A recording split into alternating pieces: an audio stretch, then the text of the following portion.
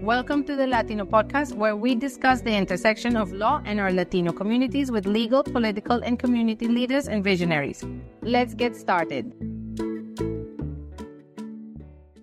Hey, Sean Gomez, welcome to our next episode of the Latino, where we talk about the intersection of law and our Latino communities. I'm joined today by my co-host, David Arreguin, who, as you probably know if you're a loyal listener, was originally a guest on the podcast. And today he's my co-host and has come into the firm as an attorney with Gomez Trial Attorneys. I'll introduce our guest here in a moment, but this episode, as always, is brought to you by Gomez Trial Attorneys. We are a binational, bicultural, and best-in-class law firm. We offer the very highest of legal representation and services in both the English and Spanish languages to consumers harmed by personal injury, employment, torts, civil rights abuses, mass torts, and class actions involving defective products. Today, we're joined by a very special guest, Hector Tamayo. He is a longtime, well-regarded member of our San Diego legal community. He has an amazing practice, really focused on, I would say, high-end criminal defense work. And as perhaps most relevant to our discussion today is the incoming president of La Raza Lawyers. We're going to talk about that, his vision for the organization in these troubling times. And but we'll start first, as always, by kind of getting to know you a little bit, man. So tell us a little bit about yourself, where you're from, where you grew up, all that kind of thing. So I was born in 1975. I was born in San Diego. I was raised in Chula Vista. My family, we own a business in Chula Vista, Otay Farms. We've had it's been open since 1962. It was started by my father and his brother and my grandfather. And we actually used to farm. That's why it's called Otay Farms. We actually used to farm down there. And a quick shout out on the tortillas. Yeah, the tortillas are really good. Yes, they're amazing. The tortillas and the bread are very good. Hence soy como soy. But right there in the corner on, what is that? Main and Broadway. Main and Broadway, yes. And let's see, I graduated in 1993 from Army Navy Academy. Thereafter, I went to USC for a couple of years, and then I enlisted in the Marine Corps. And then I went to San Diego State. I went to junior college first, and then I transferred to San Diego State. And then a couple of years later, I enrolled at Thomas Jefferson School of Law, passed the bar in 2006, and I opened up my practice immediately. I externed for a federal judge my third year of law school for Judge Robert M. Takasugi in the Central District. I interned for the Public Defender's Office my last year. And then I proceeded to open up my own office. And I actually opened up my first office in the alley behind my family store. And that was it. Started hustling cases from that point forward. So what made you turn in the direction of law? Are there any lawyers in your family? No, I'm the first lawyer in my family. But there's a joke we used to say. My grandfather was actually the first lawyer in the family. Because my grandfather was a very hard worker, but he was definitely how would you say? He was an interesting guy. Was he the Otay Farms guy? It was Otay Farms. How about this? He had plenty of tickets. I'll just put it to you that way. So he was at the courthouse very often, and he would often be at the court so often he would wind up helping people there. So he was kind of like a little go-to guy. Would he buy the tickets, or would he just go and actually, Yeah, he would fight. I mean, he would fight his tickets. He would start figuring out everything and how it works. So sometimes I say my tata was the first lawyer in the family. But yeah. And so what did he think about your choice to go into law? Unfortunately, he passed away before he could see me realize that dream. But I'm sorry to hear that. My father passed away as well, but he got to see me realize my dream, and my father was very, very proud of me. And my father was actually, I don't know if it's okay for me to really speak so much about him, but he was definitely very influential in my life. My father was class of 56 at San Diego State University. And I remember when I first took my first Chicano studies classes in undergrad. And, I learned about the movement and about people, in education. And I went to my dad and I go, Dad, you graduated from San Diego State in the 50s, man. You were a rare exception. And he goes, oh, I don't know. Okay. So then 2 days later, he comes to me, he goes, fuck, Junior. If there was 9 Mexicans at San Diego State when I was there, that was probably too many. So, it was like kind of one of those self-realizations of, what he did. Sorry for my use of the F word. Oh, no. But no. We don't care. Yeah. But no, he was like, it was something to see him. And then he actually taught for a couple years. And then he taught at high school. Oh, cool. And then he taught high school for like a year, and then he decided to go into business with his family. And so you talked about like the movement and him being in San Diego State way back in the day when it was him and Monty Montezuma, those were the only two dudes that lived there. Yeah. Like, did he have a heart for the movement? So let me tell you, since my dad was a product of, he was born in the 30s, the 40s, the 50s, he was kind of more of the old school, like the Lions Club, those types of organizations. And he was definitely active in that. I mean, they would go down to La Paz and feed the children. They had their blind children's initiatives. I mean, he was very involved in the community. They would, the Lions Club is pretty much non-existent now, or very, very little.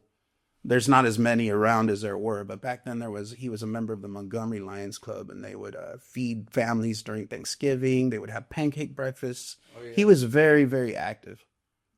And so what about you? You said, at some point, either at USC or maybe junior college or San Diego State, you took some Chicano studies. Yeah.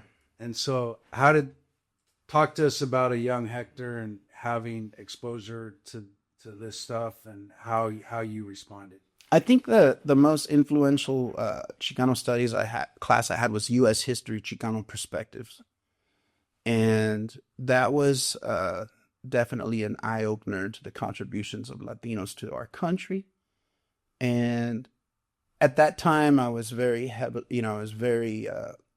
focused on joining the Marine Corps and just reading about the contributions of Latinos to our armed forces was something that was very, very influential to me in realizing that we have a place in this country. We belong in this country. We are Americans. And I think the Chicano department at San Diego State has been doing great. I mean, me growing up in Tijuana, I was not familiar with the Chicano in like the Californias or the U.S. So I was also fortunate to take 3 classes of Chicano studies, including music, at San Diego State. So, go Aztecs, of course. Yeah. And it just opens your eyes. Like you said, it's like there is a place for one here, right? Yeah, definitely. Definitely. So how come, like you're a college kid at USC to begin with, like kind of fancy kid, not fancy, but I know USC, they always recruited like promising Latinos. Like I know a lot of dudes that went there, but then you go from that to enlisting in the Marine Corps. Like, how'd you come up with that plan? Well, so how about this? Just to be frank, I did so well at USC, I had to leave. So I joined the Marine Corps to serve my country and to get my head out of my ass. Oh, wow. Basically. Did someone talk to you about that, or you come up with that plan yourself? So when I was going, so what happened was, I graduate from military school, and, it's very highly structured, rigid environment. I do very well. I excel in that environment. And then I'm left at USC to my own devices. Oh, yeah. So my mother was the first one to notice and told me, you need to join the Army, damn it. Or she wouldn't say damn it. My mother never cussed, but she, you need to join the army. And I was like, I'm not going to do that. And then, then slowly but surely I started saying, you know what? I'm going to do it, but I'm going to join the Marine Corps because I wanted a challenge. And yeah, so that's what I did. That's cool. And I wanted to serve my country. Amazing. And so talk to us a little bit about what you did in the Marine Corps. In the Marine Corps, I actually went to boot camp. Then I went to platoon leaders course. I got injured. That was to become an officer. Then I went to my unit and I served as a nuclear, biological, and chemical weapons analyst. Wow. As a clerk. And so where were you stationed? I was at Camp Pendleton in the reserves. Okay. Yeah. Yeah, like I was a federal prosecutor for a time. And at that time, we had some discretion. Like I would do border crimes, which you're familiar with. Definitely. And so Too familiar with it. Yeah. So back then we would prosecute marijuana loads. Like I don't think they do that anymore. But maybe they do, or they send it to state. But back then we would do that. And I remember like I had the ability on like a marijuana case, like if the kid was like a nice kid, I could suspend I don't know what they call it, defer the prosecution. And I put like 3 or 4 kids in the Marines. Oh, nice. Yeah, it was like male. And I'm sure like they probably came out, better intended and better directed and with better purpose. Yeah, definitely refocused. Yeah. Nah, definitely. And with a sense of purpose and a sense of duty. Mm-hmm. Well, talk to us about your legal practice now, the kind of work you do for people. So right now, my practice is primarily criminal defense with some civil rights cases here and there. I'm in my 20th year of practice. I am currently on the Criminal Justice Act panel, taking indigent cases from the federal panel, as well as the Office of Assigned Counsel for the county. So I get appointed cases by them, and I have my own private practice, and usually that's by word of mouth and, my website, things of that nature. But yeah, that's what I do. I started taking on really heavy cases from out of the gate. I always tell people that my first case is probably one of the most serious cases I've ever taken on. I mean, it was a 5-count felony case, very, very nasty facts. I don't think I slept for like 90 days. I think I was just reading the law, constantly calling my mentor. Shout out to Jeff Larimore and to Andres Bustamante in Los Angeles. And they guided me through it, and I got through that case. And thereafter, I just started getting different cases from that point forward. But it was a very serious case.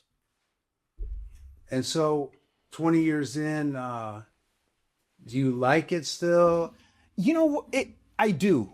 The thing is that every once in a while I got to recharge your battery, but my battery's easily recharged just thinking about the Constitution and my role as a criminal defense attorney and ensuring people's rights are observed and respected and advocating for your client. There's no greater honor than to represent a person, I think, in my opinion. There's no greater honor than to defend the Constitution, which is, I think, something that is very, very important now, especially now in these troubling times. Yes, sir.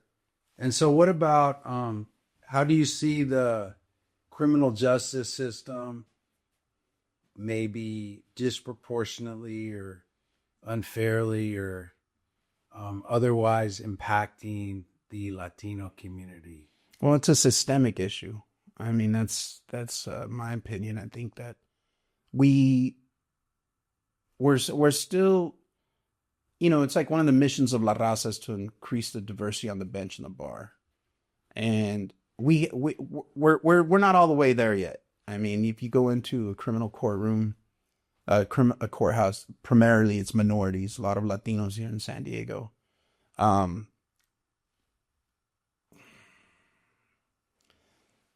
Systemic, cultural,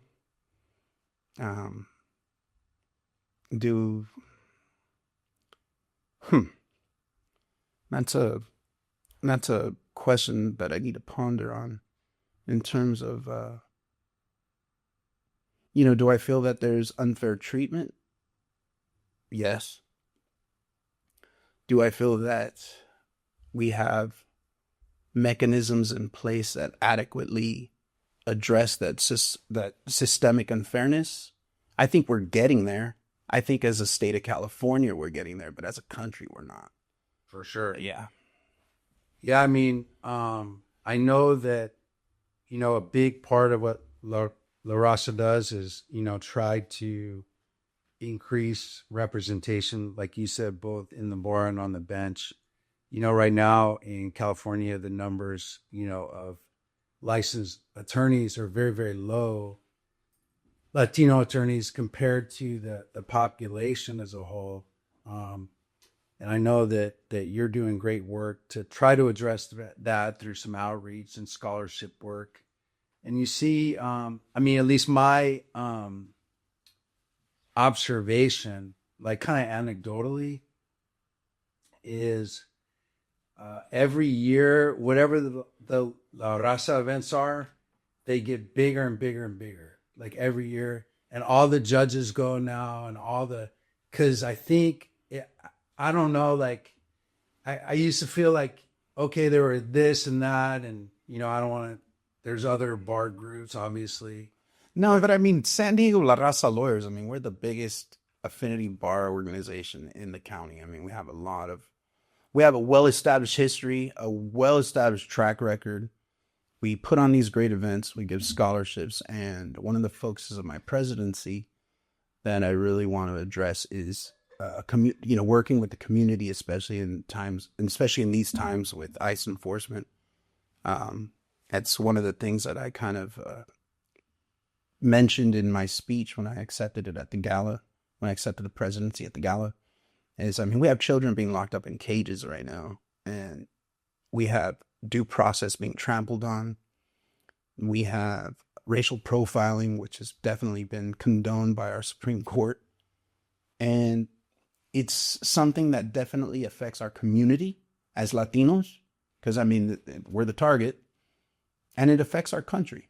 It affects the soul of our country. What men have died for to defend this country, or put their names on the dotted line saying that I'm going to uphold and defend the Constitution. And it's being trampled on. And this is a great country. I love this country. I don't think I hide that. I love this country.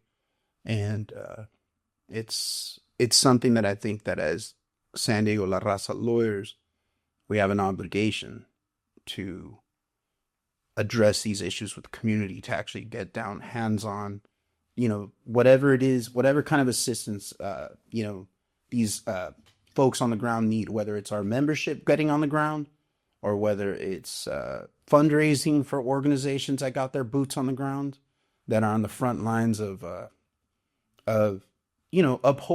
what's fair, of what's right, what's humane, what human rights really are. It doesn't take anybody that can watch any YouTube video or the news knows that what's going on is wrong. It's wrong. It's outright un-American. Outright. You have federal troops on our, what are the equivalent of federal troops? These ICE agents are troops. They look like troops. They dress like troops. They're out there goose-stepping. They're out there harassing our community. And it's frankly, it's an affront to the Constitution, it's an affront to the framers of our Constitution, that this is what's happening in our country today. This is a country of immigrants. The strength of our country comes from its diversity, from the contributions of that individual who comes from Mexico, who comes from Colombia, who comes from El Salvador, who comes from Russia, who comes from anywhere and is willing to sacrifice and work for the betterment of their family, the betterment of their community, and as a consequence, the betterment of our country. And so, couldn't agree more. And so, you look at the people that are being detained and they're all brown, deported. An overwhelming majority have either no criminal past or very minor, like a traffic or, a DUI 12 years ago, maybe. And, these people, even if they're so-called, undocumented, some of them are, as are paying taxes, are contributing mightily to the economy. I've seen studies that, in the billions of dollars in terms of a net economic benefit.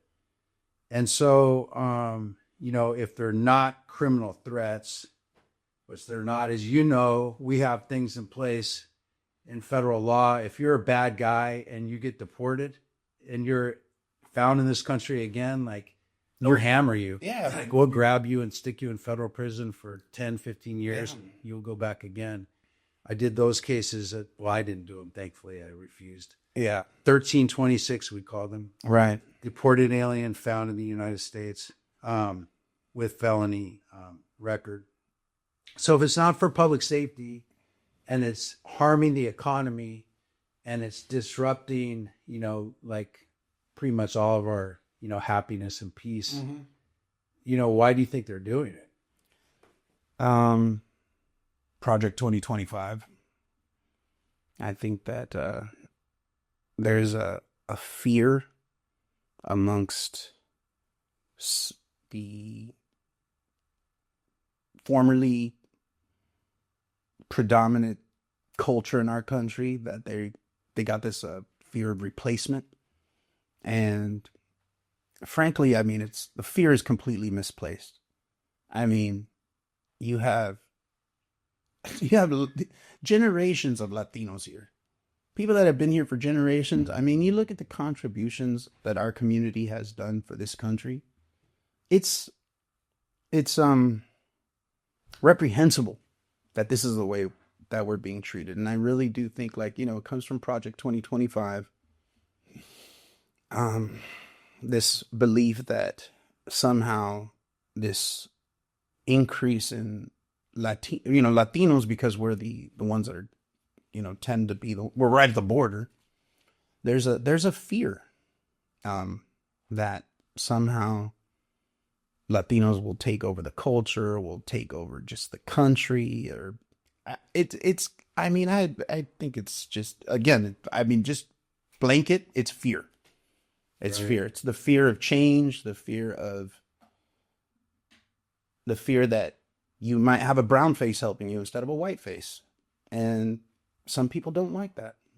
And it's unfortunate because this country is it's not meant to be that way, in my opinion. Do you think this fear is mainly coming from the propaganda, or is it something cultural that was really ingrained with it? I think what it does, it takes advantage of somebody who's insecure, and then the propaganda steps in and provides a justification for their thoughts and, their opinions. I think that's what it is. It's like, think about when you were young and you had, you were insecure. You're thinking about what am I going to do in this world? It's going to be tough out there.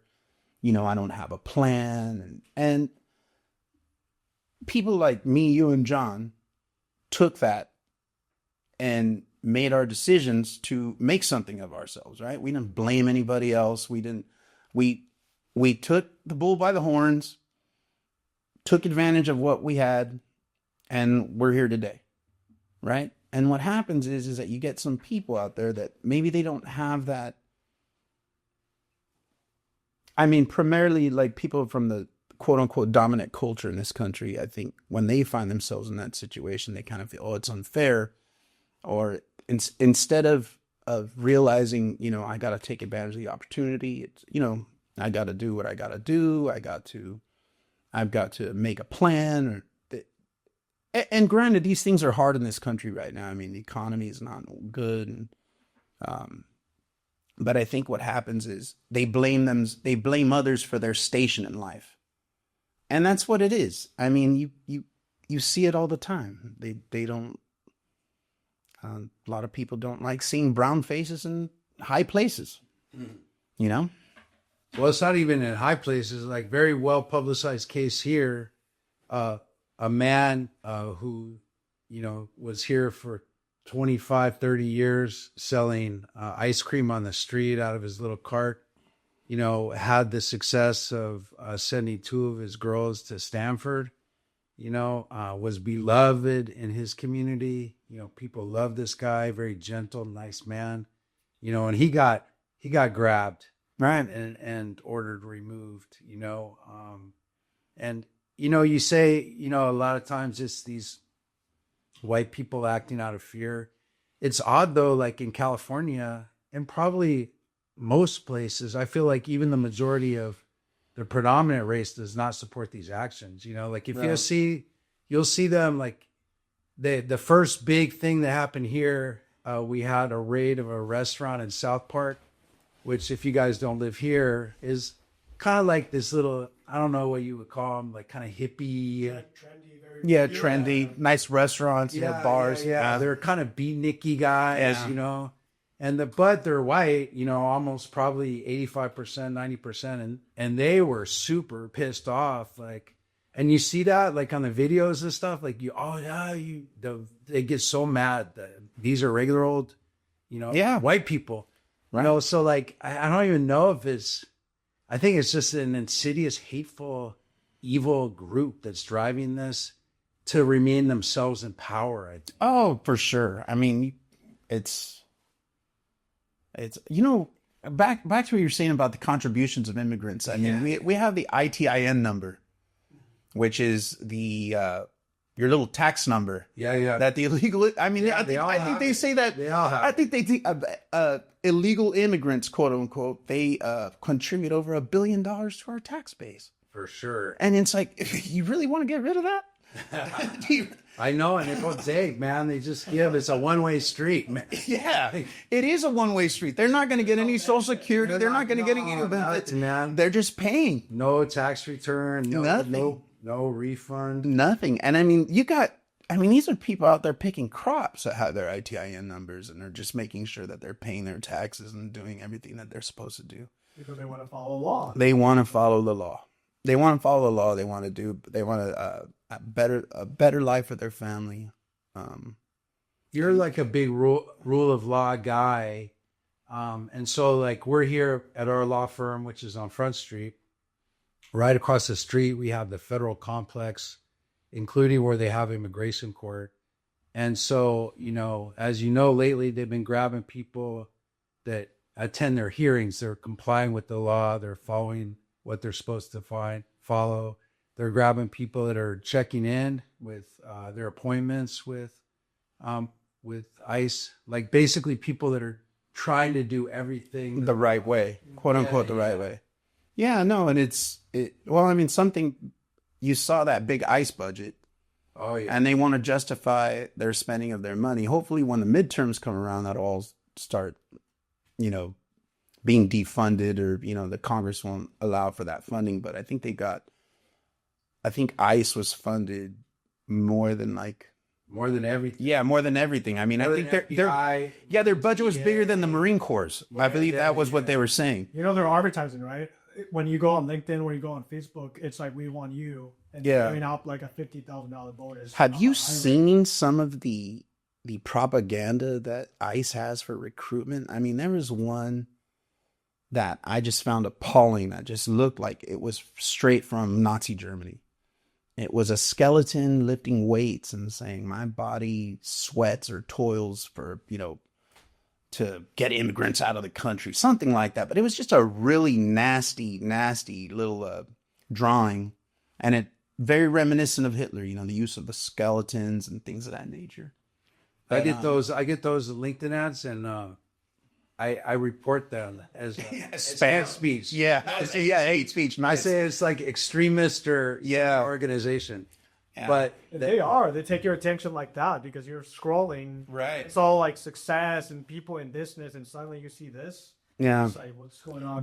I was just watching something this morning before I got here, and they were talking about the massive recruiting efforts for ICE and how that they're just accepting anything with a heartbeat.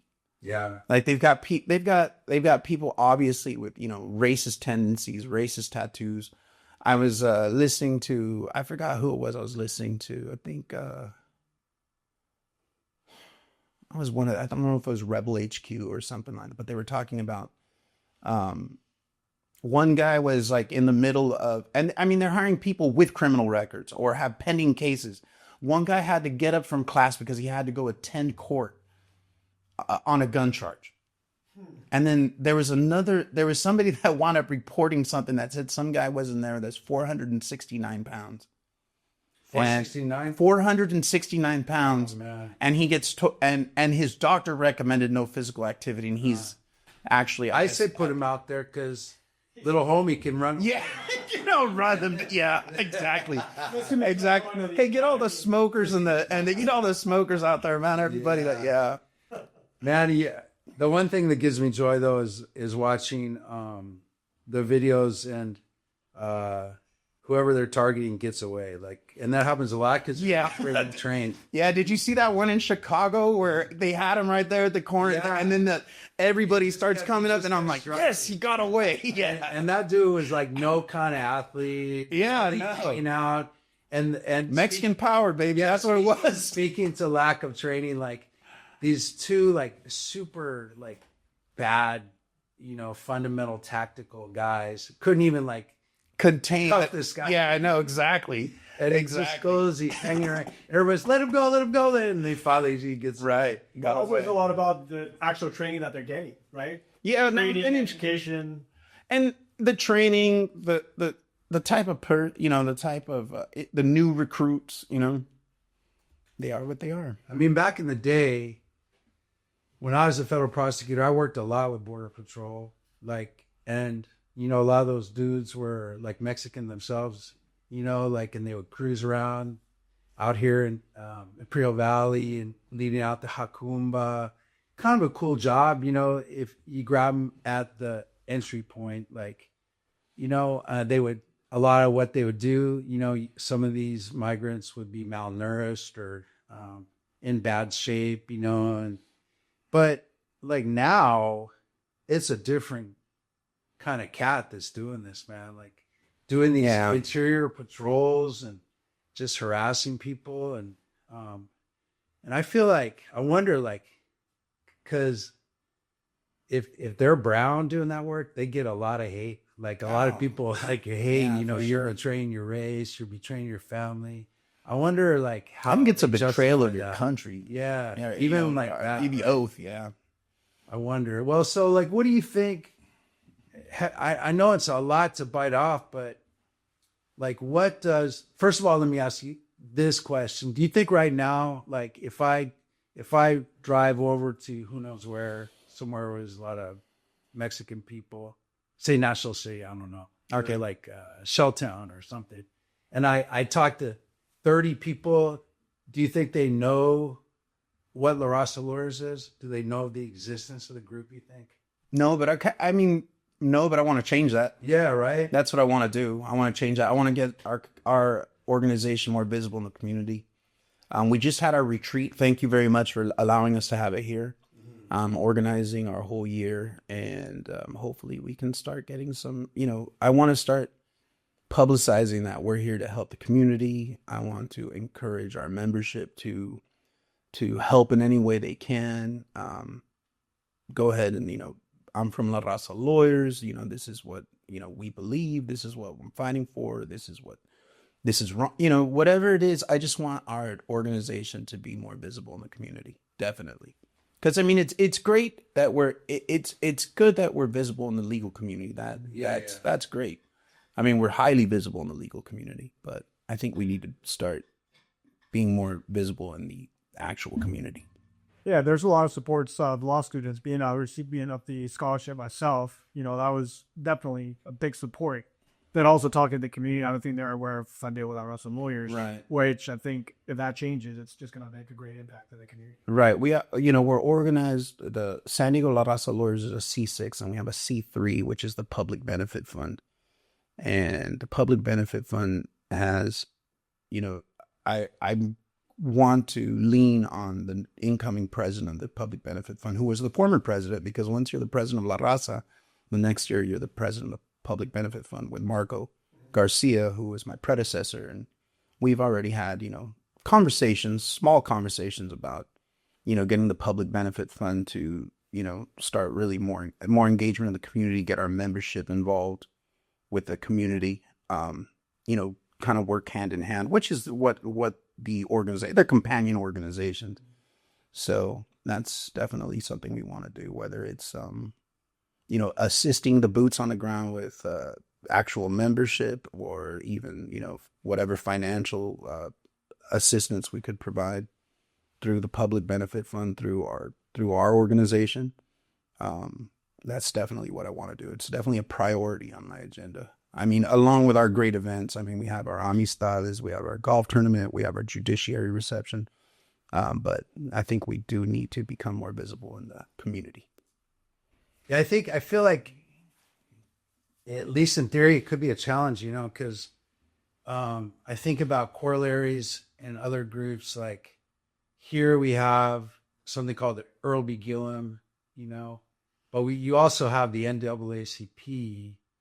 We have, La Raza, but there's also like MALDEF and California Rural Legal Assistance, but obviously,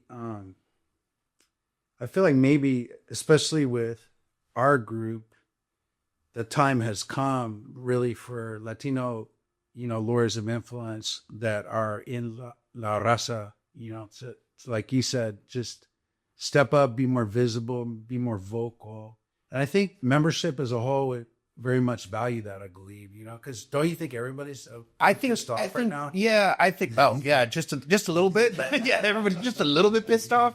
Yeah, no, I think that we have that clarion call that people will rally around it. I think that'll definitely do it.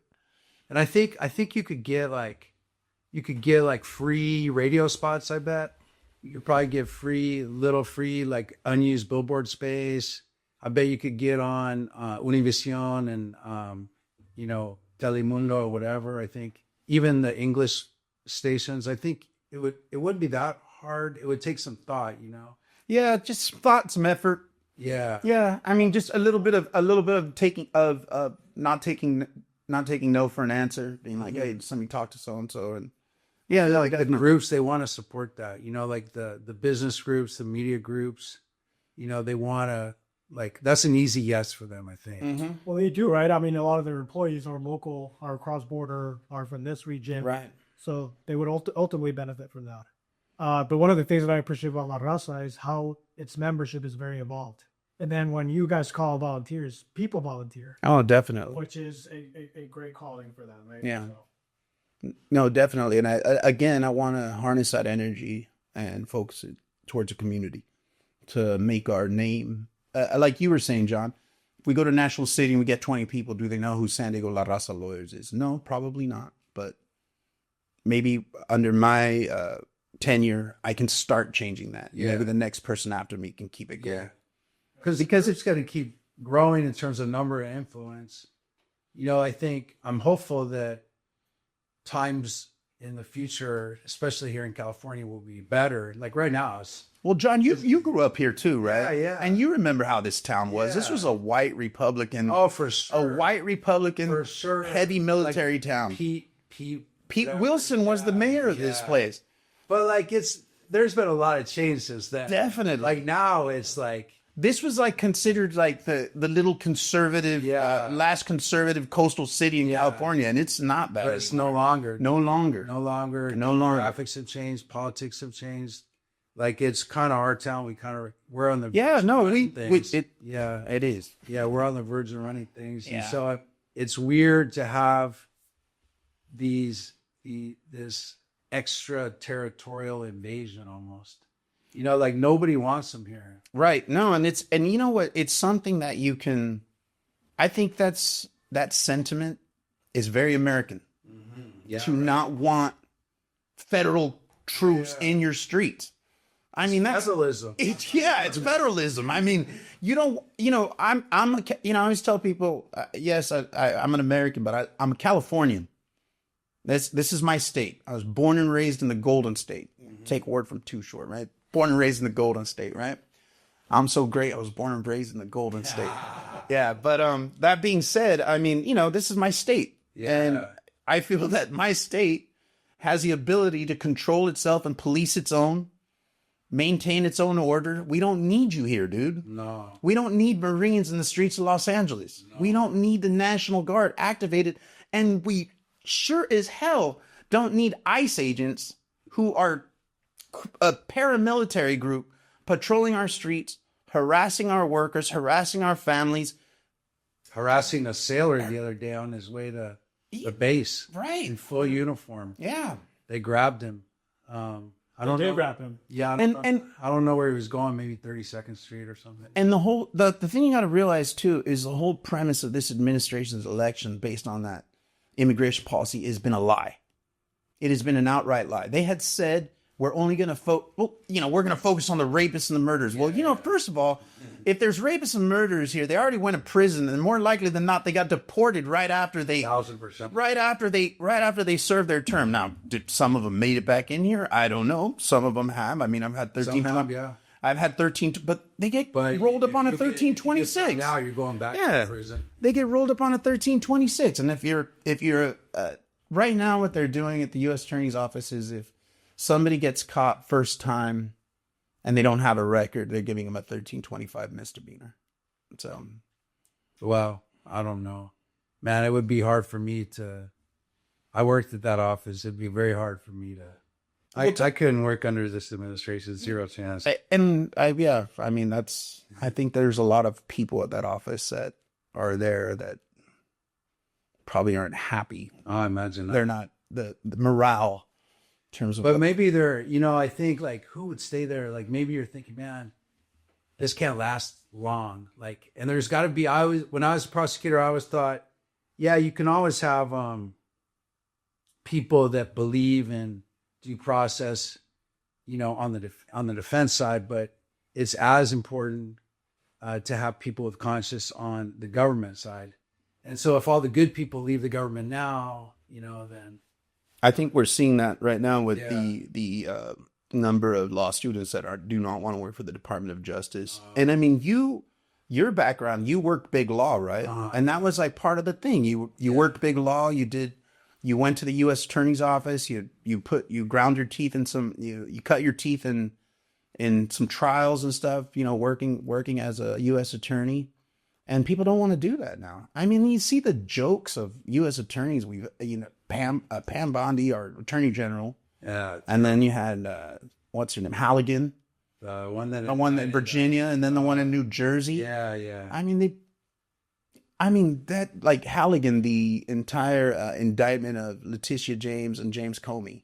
Terrible. I mean, it's embarrassing for the Department of Justice to have those cases dismissed. To be sure. I saw recently there was some memorandum that was supposedly issued by the department that said that they would take into account your public views on the administration if you had like posted negatively or said negative things about the administration in terms of leniency or lack of leniency on your clients. In other words, they were censoring the speech of defense lawyers and said, like, if you talk shit about us, then we're going to hammer your. Yeah. Okay, that was like, man, like it just keeps getting more and more outrageous. Yeah. What it is it's the beginnings, or we're already in a full-blown authoritarian attempt to take over our entire lives. I mean, our government. I mean, it is what it is, right? I mean, the rule of law. I mean, we have a president that doesn't adhere to court orders and basically gaffes off the law. And we're being ruled by tweet, right? And by tweet or by truths now, right? By Truth Social or whatever it is. But it's when you kind of have it comes from the top down, these types of tactics. Right. Or you're going to talk crap about me, then I'm going to do, that's just total bullying, right? Complete bullying. And then it's classic for this administration. It's going to be what I see with what's happening with this administration is that they are definitely, there's going to be a lot of work to do to repair our reputation domestically and internationally, as a result of what this administration has been doing. Well, in terms of the work to be done, what's the term of your presidency, and how many members do you have right now in La Raza? We're about 400 strong. My presidency officially started November 1st. So that's November to November. Yeah, from November to November. And is there a way, like, say you start getting this activism kind of going, or this more community involvement? Is there right now with the membership dues, is there a way to contribute? I guess there is, right? Because you can contribute to the scholarship fund. You can contribute to the scholarship fund. You can contribute to the public benefit fund. Yeah, That's the bar stipend, right? The bar stipend that we award from the scholarship fund. The scholarship fund is really taken off. Yeah, something that's really good. Yeah, you had your former partner here, Jessica Lujan. Mm-hmm. She used to work. She was the president of the scholarship fund. She's great leadership in that role. Her dad painted this. Oh, really? Yeah. Very cool. This is a very, very cool mural, dude. Yeah, he's a talented guy. Yeah. And so that right there is a priest that influenced Jessica when she was young in El Paso. Okay. And then I think that's me. And then behind you, we have Cesar and MLK and Abraham. Who's that? Benito Juarez. Yeah. Yeah. Got them all, man. Yeah. Flags from every Latin American country, indigenous people. La Virgen de Guadalupe. Yeah.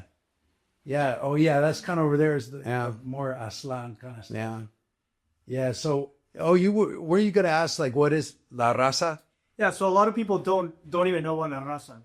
La Raza, when you Google it, it probably says the race. Yeah. It has nothing to do with the race. Why don't you tell us what La Raza actually means? So what La Raza means is the culture, the people. That's what it means. And when you say La Raza, like anytime you're with a group of Mexicans or whatever, right, or somebody comes up, you go, hey, it's Raza, dude, like, hey, he's a cool dude. It's obviously, like he said, the definition is the race, but what it means is the people, the gente, the people that you see, you share something with them, and I think that's what La Raza, in terms of going from literally meaning the race to meaning the culture. Yeah, it's what brings us together. And again, not growing up here in San Diego. But you know that saying, hey, buena raza, dude. Exactly. Yeah. And I realized that it was more common in the U.S. to use La Raza to basically enter your community. Right. So that's why I appreciate the term, even though I never used to be Boer, right? Yeah. But you used it before, like, as buena raza, right? When you describe somebody, right? I would not use it that often. Why? Really? Because it's mostly here in California and the U.S. So again, it's something unique to California. Which is good because it's basically bringing the Latino people together. Yeah, no, it means the culture, the people. Because he was growing up a Mexican, and everybody was raza. Exactly. Yeah. There you go. Yeah. That's one of the things you have to distinguish. Right. Yeah. Right. Yeah. Not a lot of diversity in Tijuana. It's all Mexicans, all from Tijuana, general cities in Mexico. The buena raza. Yeah. No, I mean it's a like I said, literally, like you said, it means the race, but it has more meaning than that to our community. It says the Latino American community here. And then with other like Raza organizations, I know you guys have like a recent new affiliate with the the National Hispanic Bar Association. So I know that technically we've been with HNBA since like the beginning or whatever, but I think in the last, under my predecessor, we started to end with I think it's Esteban. Yeah, the Esteban, the guy in LA. Yeah, Esteban. Yeah. God, I can't believe I'm forgetting his last name right now. I want to say Esteban Hernandez, but that's the judge. And the purpose of that, going to a national organization, would that be to expand the La Raza efforts in California, or would that be for the local purpose? I think Well, I mean, the Hispanic National Bar Association's definitely got a lot more pull and clout on the East Coast and in the Midwest. Whereas out here, we have our separate bar organizations. We have the Cruz Reynoso Bar Association of Northern California. We have just different Latino. We have MABA, Mexican American Bar Association in LA, which is big. You have the Orange County Latino lawyers. Everybody's got their different associations, and I think we all do kind of fall under the umbrella of the HNBA. So in terms of being able to make some of our efforts more nationally known, I think the HNBA would be a good vehicle for it. That's what I think.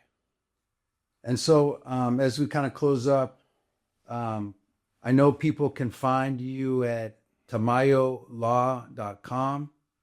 Are you on social media? I'm on social media, but I'm not. I definitely got to up my game on my social media. All right, so not super active. No. Personally, yeah, but business-wise, not. Well, it's okay. Personal, people want to get to know you, like, personally. Are you on, like, Instagram? Yeah, I'm on Instagram. What's your Instagram handle? You want me to... look it up, man. Yeah. I'll look you up. Hold on. Yeah, we talk a lot about this, and I feel like sometimes on the business side of Instagram, it works, but I think the personal side of Instagram works even better. Let's see here. He's going to find it before me. Coach Tamayo Esquire. Coach Tamayo Esquire. Coach Tamayo ESQ. Because I used to coach football. That's the other thing. Okay. I didn't mention that. I used to coach football at Bonita Vista High School. Oh, cool. Yeah. I coached offensive line there for JV, freshman, and varsity my last year. Oh, very cool. Yeah. Yeah, I remember I went to Hilltop High School my first 2 years. Mm-hmm.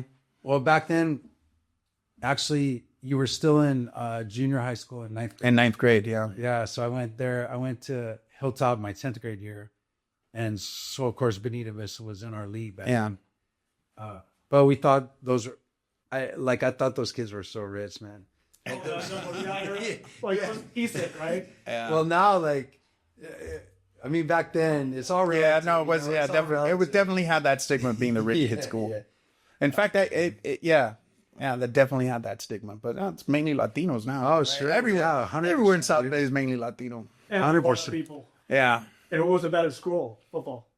Between those two, pretty even. Yeah, pretty even. Bonita had some success in 2015, and I think they just recently had some success. But it's something like, I'll just be brief.